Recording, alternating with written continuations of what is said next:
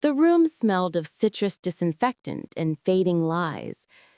She sat diagonally across from me, legs crossed, voice steady, rehearsed.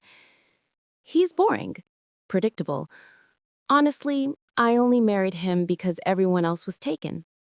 I was 33. He was available. Her tone was casual, like she was ordering coffee. The therapist nodded, pen scraping the page, neutral by design. I watched the movement of her mouth, each word landing with surgical precision. Available. The word didn't even sting. It simply settled somewhere beneath the ribs and waited. She went on. Little stories. Tiny humiliations wrapped in laughter. I listened to her paint my life into a dull shade of beige for a stranger. The therapist finally turned to me, his eyes gentle, the way one looks at a dog who's just been kicked but insists it didn't hurt. And what about you? How do you feel hearing that? I looked at her, at the fingers she kept folding and unfolding like origami, at the ring that no longer meant anything. I'd like to end this session, I said quietly, this marriage, and give her the chance to find someone less available. Silence spread like a stain. She blinked once. The therapist stopped writing, and that's when the real story began. 2 nights later, she slept soundly beside me. I watched the rise and fall of her breathing. Her phone lit up once, a soft glow against the ceiling. The message preview disappeared before I could read it, but I didn't need to. Her body shifted slightly, protective, even in sleep. I turned my face to the ceiling and tried to remember the last time she had looked at me the way she looked at her screen. At breakfast, she hummed. Light, effortless. I asked nothing. She mistook my silence for indifference. She didn't see the new lock screen reflection on my glasses as I memorized her password pattern from across the table. Didn't see the calm calculation behind the stillness. By afternoon, I had everything I needed. Cloud backups, messages, photos hidden in folders named work receipts, and quotes. It was subtle at first, the kind of emotional affair that defends itself with technicalities. A colleague, late-night texts, private jokes. Then the language turned softer, then intimate, then explicit. Every word was time-stamped, every lie archived. She said she felt alive again. He said she deserved more. She said my husband would never understand. She was right about that. Not in the way she thought, but she was right. The next week, I played my role flawlessly. Predictable, boring, available.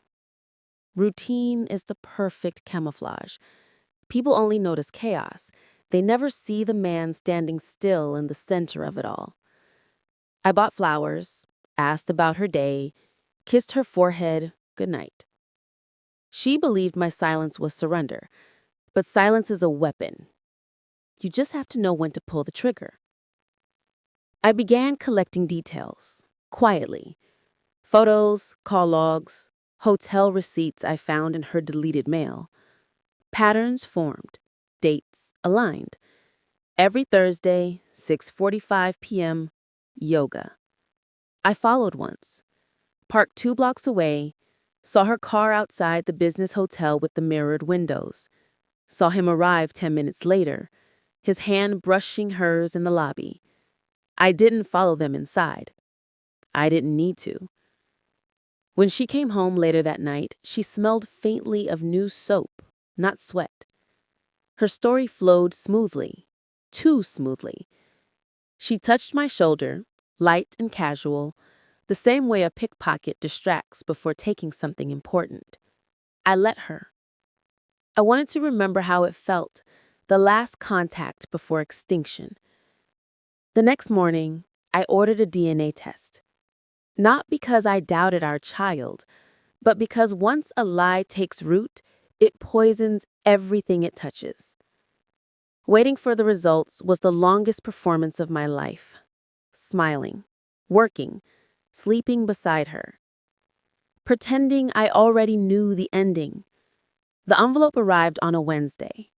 White, ordinary, the kind of thing that could ruin a lifetime in a single breath. I didn't open it right away. I made coffee, sat at the table, watched the steam rise and fade. Then I tore it open. Negative. Not mine. The words were small, clinical, harmless in appearance, but I felt something rearrange inside me, something final. Not rage, not grief, just order. That night, she laughed at dinner, oblivious.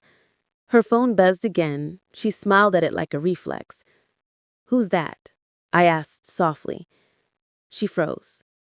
For the first time in months, I had her attention. "Just work," she said too quickly.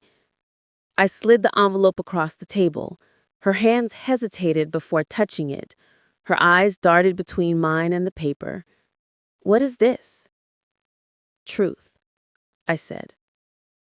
She opened it. Read. Color drained. The silence between us became something alive, something that could kill. I didn't raise my voice, didn't throw anything, didn't even move. "How long?" I asked. She didn't answer. Tears appeared, mechanical, useless. "It's not what you think," she tried to say. "It's exactly what I think." She tried to reach for me, but I leaned back, out of range. Distance has a way of becoming permanent once it's measured. I stood, walked to the cabinet, pulled out the envelope with my lawyer's letter inside. "You'll get served tomorrow. I've already moved the accounts. The house will sell. You'll keep what you brought in." Her face crumpled. "You planned this?" "No," I said. "You did." I watched realization consume her, watched the image she had built, of control, of superiority, shatter in front of her. She finally understood that silence isn't weakness, it's precision. I left before dawn. No note, no explanations. The house was still, stripped of warmth and pretense. Even the air seemed relieved. Driving away, I felt nothing. Not victory, not pain, just the clean, cold space where love used to live. People say closure is a conversation. It isn't. It's a locked door behind you. Somewhere she'll tell her version of the story. How I was cold, how I stopped trying. She'll never mention that I was the only one who saw her clearly, the only one who stayed silent long enough to hear what her silence was saying. I didn't win. I didn't lose. I just ended the story the moment it stopped being true. And when the door clicked shut behind me, I realized I was never boring, just unavailable to the wrong person.